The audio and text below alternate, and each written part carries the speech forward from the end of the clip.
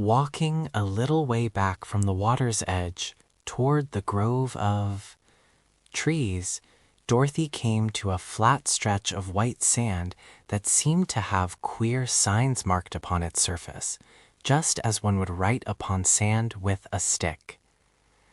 "What does it say?" she asked the yellow hen, who trotted along beside her in a rather dignified fashion.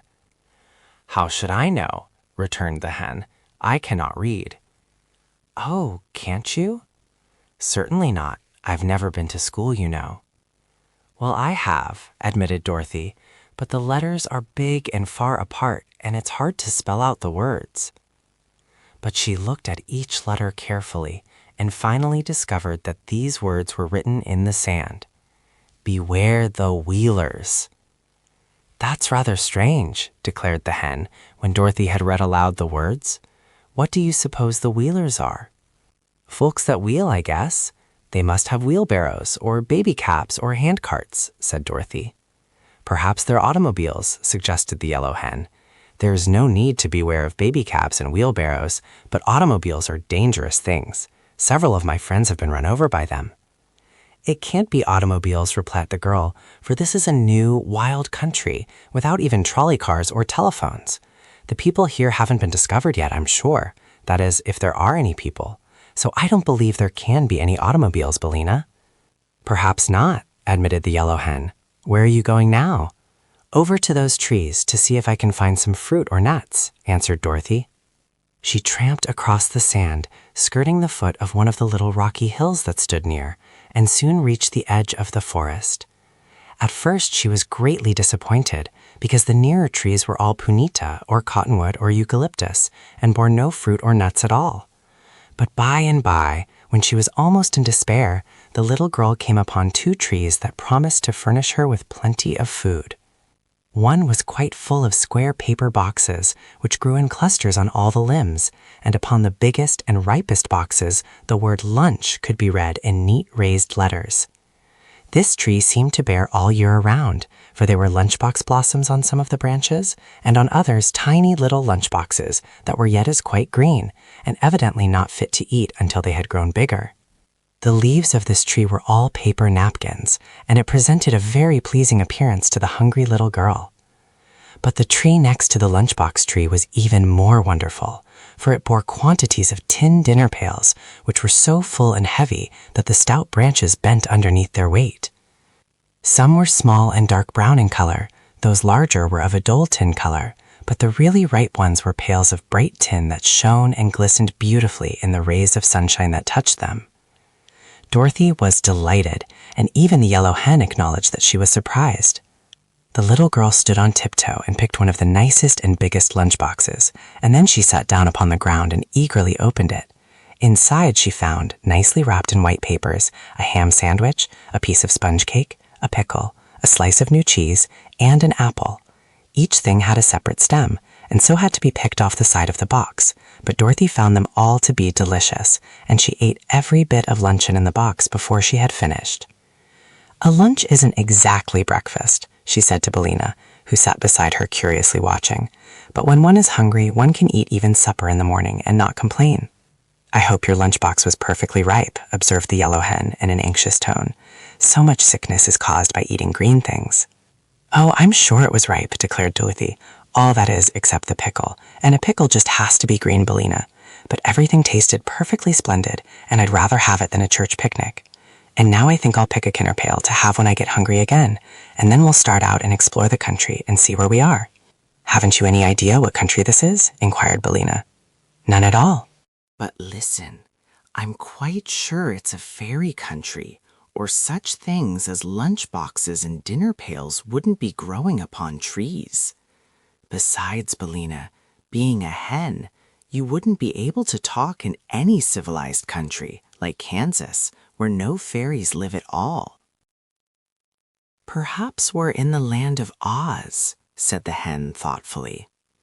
"No, that can't be," answered the little girl, "because I've been to the land of Oz, and it's all surrounded by a horrid desert that no one can cross." "Then how did you get away from there again?" asked Bellina. I had a pair of silver shoes that carried me through the air, but I lost them, said Dorothy. Ah, indeed, remarked the yellow hen in a tone of unbelief. Anyhow, resumed the girl, there is no seashore near the land of Oz, so this must surely be some other fairy country. While she was speaking, she selected a bright and pretty dinner pail that seemed to have a stout handle and picked it from its branch. Then, accompanied by the yellow hen, she walked out of the shadow of the trees towards the seashore. They were partway across the sands when Billina suddenly cried in a voice of terror, "What's that?" Dorothy turned quickly around and saw coming out of a path that led from between the trees the most peculiar person her eyes had ever beheld. It had the form of a man, except that it walked, or rather rolled, upon all fours, and its legs were the same length as its arms, giving them the appearance of the four legs of a beast. Yet it was no beast that Dorothy had discovered, for the person was clothed most gorgeously in embroidered garments of many colors and wore a straw hat perched jauntily upon the side of its head. But it differed from human beings in this respect, that instead of hands and feet, there grew at the end of its arms and legs round wheels, and by means of these wheels it rolled very swiftly over the level ground. Laterward, Dorothy found that these odd wheels were of the same hard substance that our fingernails and toenails are composed of, and she also learned that creatures of this strange race were born in this queer fashion. But when our little girl first caught sight of the first individual of a race that was destined to cause her a lot of trouble, she had an idea that the brilliantly clothed personage was on roller skates, which were attached to his hands as well as to his feet. "Run!" screamed the yellow hen, fluttering away in great fright. "It's a wheeler!" "A wheeler?" exclaimed Dorothy. "What can that be?" "Don't you remember the warning in the sand? Beware the wheelers? Run, I tell you, run!" So Dorothy ran, and the wheeler gave a sharp, wild cry and came after her in full chase. Looking over her shoulder as she ran, the girl now saw a great procession of wheelers emerging from the forest, dozens and dozens of them, all clad in splendid tight-fitting garments, and all rolling swiftly towards her and uttering their wild, strange cries. "They're sure to catch us," panted the girl, who was still carrying the heavy dinner pail she had picked. "I can't run much farther, Billina." "Climb up this hill, quick," said the hen, and Dorothy found she was very near to the heap of loose and jagged rocks they had passed on their way to the forest. The yellow hen was even now fluttering among the rocks, and Dorothy followed as best she could, half climbing and half tumbling up the rough and rugged steep. She was none too soon, for the foremost wheeler reached the hill a moment after her, but while the girl scrambled up the rocks, the creature stopped short with howls of rage and disappointment. Dorothy now heard the yellow hen laughing in her cackling henny way. "Don't hurry, my dear," cried Billina. "They can't follow us among these rocks, so we're safe enough now." Dorothy stopped at once and sat down upon a broad boulder, for she was all out of breath. The rest of the wheelers had now reached the foot of the hill, but it was evident that their wheels would not roll upon the rough and jagged rocks, and therefore they were helpless to follow Dorothy and the hen to where they had taken refuge. But they circled all around the little hill, so the child and Billina were fast prisoners and could not come down without being captured. Then the creatures shook their front wheels at Dorothy in a threatening manner, and it seemed they were able to speak as well as to make their dreadful outcries, for several of them shouted, "We'll get you in time, never fear, and when we do get you, we'll tear you into little bits." "Why are you so cruel to me?" asked Dorothy. "I'm a stranger in your country and have done you no harm." "No harm," cried one who seemed to be their leader. "Did you not pick our lunch boxes and dinner pails? Have you not a stolen dinner pail still in your hand?" "I only picked one of each," she answered.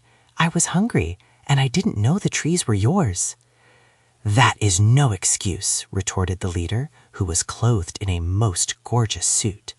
"It is the law here that whoever picks a dinner pail without our permission must die immediately." "Don't believe him," said Billina. "I'm sure the trees do not belong to these awful creatures. They are fit for any mischief, and it's my opinion they would try to kill us just the same if you hadn't picked a dinner pail." "I think so too," agreed Dorothy. "But what shall we do now?" "Stay where we are advised the yellow hen. "We are safe from the Wheelers until we starve to death anyhow, and before that time comes, a good many things can happen."